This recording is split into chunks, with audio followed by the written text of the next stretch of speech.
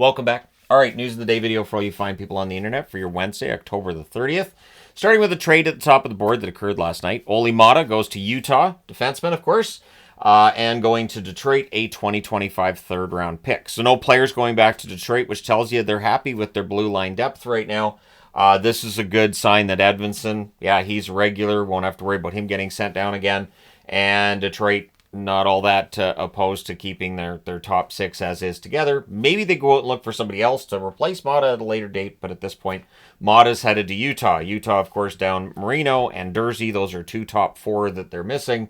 So Maatta will help on the depth side. He's not a top two defenseman. He can play a little bit of top four, but don't overplay him, is the advice that I would give with Olli Maatta. McDavid is going to be out 2 to 3 weeks, so it's nowhere near as bad as it could have been. So it's an ankle injury. It's 2 to 3 weeks. That's good news if you're an Oilers fan. They've called up Philp as well as Kajula to their roster. Kajula hasn't played for the Oilers in years, but he has played for the Oilers before, so it'll be interesting to see if Kajula gets into the lineup. Being called up doesn't necessarily mean you end up on the top four lines or playing. Sometimes you're a healthy scratch. But either way, we'll see what the Oilers do with their lines going forward, at least until McDavid has returned. Miles Wood is not going to play tonight against Tampa for Colorado, that being revealed by Coach Bednar. No further update on that I've seen, but it doesn't sound like it's anything more than day-to-day. Kakkonen gets his first start tonight against Tampa. You're going to throw him in against Tampa. So Colorado's in an interesting position. Georgiev clearly has not performed up to what they would want him to. And he's a pending UFA as well, so it kind of gets even messier for him. Annanen's been good. I think Annanen's now the starter. But what do you do if Kakkonen goes in? Let's just say that he saves 35 out of 36 tonight against Tampa. Does Georgiev become the number 3? Do you carry 3 goaltenders? What does Colorado do? Obviously, the pressure's on the Abs to win this year, so you have to go with the hot hand. You don't have time to go through all the process of trying to get Georgiev's confidence back. You've got to win games, and you've got to stay in the hunt. So it's going to be interesting. And they're going to have to do without Ross Colton for a while. He's out 6 to 8 weeks with a broken foot. Ross Colton, off to a great start. 8 goals so far this season, and now he's going to miss 6 to 8 weeks. So hopefully it's 6 and not 8. But for Colorado, they're kind of used to this. They're used to guys being injured and having to put somebody else in as a replacement. And by the time Colton comes back, you should have Nichushkin back in the lineup for Colorado at that stage as well. And then there's the question mark of, so when does Landeskog return? We know that he could soon, but again, we don't have a timeline for exactly when Landeskog's going to return. From last night's game against San Jose, the LA Kings made Kevin Fiala a healthy scratch because he missed a team meeting. So with that kind of thing, the only thing that I get curious about is there no reason you can give that a team would not punish you for missing a team meeting? Or are there instances where you could give a reason and the team would say, all right, that's understandable, fine, everything's fine then. But yeah, Fiala scratched for the one game. I haven't heard anything else beyond that. I don't have any reason to think that there's going to be any issue going forward. He's not the first player to be suspended for missing a team meeting. And obviously the team suspended him by making him a healthy scratch. But we'll see. Let me know your thoughts if you're a Kings fan. Do you feel like if Fiala was out there last night, it would have been a different result against San Jose? Or, they were just going to lose anyways. Marc-Andre Fleury had an emotional night last night in Pittsburgh. He spoke to the crowd after the game, too. They made him the first star. And it was a really good speech that speech is wrong. It was a good interview that he had after the game, and clearly very emotional, and even admitted to he was nervous in the first period of that game. It's his final game in Pittsburgh. And he was a member of the Penguins for 13 years, and honestly, for Marc-Andre Fleury, I think he'll be remembered more for what he did in Pittsburgh than Vegas, just because there's 3 Stanley Cups in Pittsburgh. He did have a very good run in Vegas, too. But, his time in Pittsburgh was special. But I'm still going to be interested to see what Vegas does for him in his final turn there. And then does Chicago do anything for him as well? Like, I know he wasn't in Chicago that long, but maybe they do something for him as well. Marc-Andre Fleury, I think at this point we can agree that he should be a first ballot Hall of Famer, right? First ballot, right? All right, Toropchenko signs a 1-year deal with St. Louis. It's a $1.75 million contract for Toropchenko. That's fine. There's not really any risk there. The cap just keeps going up. The cap's going to go up by a bunch next summer, so $1.75 million. Really very, very little risk there. He's a good bottom six forward.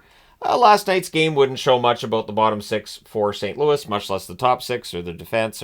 Not really much of anybody came out of yet last night's game for St. Louis looking great, but, there's always the next game.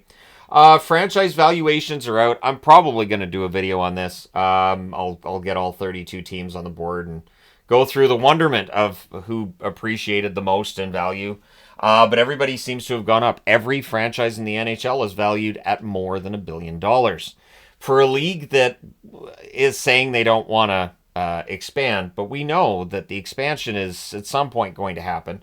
And so these valuations all being above $1 billion, that justifies charging $1 billion for an expansion team. Because you're guaranteed when you buy a team that valuation is going to be in line with what you paid for the team, right? So Utah is valued at $1.2 billion. I wanted to put Utah up there because Arizona was always like a $450 million. Going to Utah, very, very nice increase in franchise value. Ryan Smith made the right call bringing the team in. I think it's going to be a huge success in Utah. I absolutely do. Toronto valued the highest at $3.66 billion. At least when I was looking over the chart, they're the highest valued. New York Rangers $3.25 billion. So those are your big franchises. Montreal's almost $3 billion in their valuation. The Oilers at $2.4 billion. I can remember a time when the Oilers weren't near the top of the valuation chart. Winnipeg is near the bottom, $1.1 billion. Small market, various reasons for that, of course. And the Columbus Blue Jackets are actually the lowest rated, but at $1.06 billion, that's not bad. If somebody offered me an asset and they go, actually, this is the worst rated asset we have, it's only worth $1 billion. Do you want it? Yeah, sure. Thanks. Anyways, there you go. Not that I have $1 billion to pay for it, but if they're giving it away. So yeah, Columbus ends up at the 32nd ranked and Toronto the number 1 ranked. Not really a huge surprise there. The first 7,500 fans into the arena tonight for the Detroit game against Winnipeg get a Mickey Redmond bobblehead. I kind of wish that there was like a voice attached to it as well for little Mickey phrases and grunts and groans and his happiness as well. But if you had a couple of buttons maybe for a goal for Detroit and a goal for the other team, that could be fun. But I'm figuring since it's a giveaway, probably won't have a bunch of voice stuff on it. But yeah, so that's kind of fun. And if you're one of the first 7,500 and you get one, then someday in the future you can come to me up and go, look, I got a Mickey bobblehead, and you don't. Hockey guy, you don't even have a Mickey bobblehead. What do you know? So yeah, 7,500. That's pretty fun. Michael Backlund is set to play his 1,000th game tonight for the Calgary Flames. All of the stalls have been emblazoned with Backlund's 1,000-game graphic. And so I think that's good. I think that should be fun for them. The Calgary Flames, of course, great start to the season. The last few games, they've kind of fallen off a bit. But we'll see if they can recover. And who knows, maybe Backlund gets a goal in his 1,000th game. He wouldn't be the first one to do so. So I don't talk about other sports on this channel. And I'm only going to make this exception because I'm not going to do an entertainment guy video strictly on this. But there seems to have been a hero created at the Dodgers-Yankees game last night. And I'm not seeing the heroic part because there's another side to this. So the Yankees fan in question has been banned for tonight and has been told he will be arrested if he tries to get into tonight's game because he grabbed the wrist and glove of a player trying to catch a ball. The ball came out of the player's glove as well. Now, of course, it's fan interference. It's immediately an out. But this kind of thing, you can't have it. You absolutely can't. And the fact that he's greeted as a hero because he messed up the other team, he was trying to mess up the other team, no. Like, I don't understand. I don't get this part of things. I like if a guy's coming in to take a penalty shot and a fan jumps the glass and tackles him before he gets to the net, I don't qualify that fan as a hero because he prevented a goal against. I don't get it. So he's being treated like a fan. The comparison's been made to the Chicago Cubs fan who caught a live ball or interfered with live play. And, of course, the Cubs lost, and then all of the fans hated him forever. And people are saying, well, that's not fair because he screwed over the Cubs, and this guy, he's trying to screw over the Dodgers in New York, so he's a hero. but he didn't. Like, it's not like the fan actually caused, a play to fall apart, and you can't, or else fans would just run on the field all the time. Eventually what happens is Major League Baseball goes, I guess we're going to have to make sure the fans and the players don't have those interactions. That's what can eventually happen, because it's a safety issue too. Well, yes, in this case, fan, not a big deal. It can be a big deal. So, and I say that as a hockey fan that's seen interactions between players and fans over the years, and I mean, sometimes those lines get crossed. Mike Milbury with the shoe, it happens. We don't see those interactions in the NHL now. But the NHL, for safety reasons, obviously has glass all the way around the ice, and they have the netting up and everything. But that also prevents any kind of ugliness between players and fans.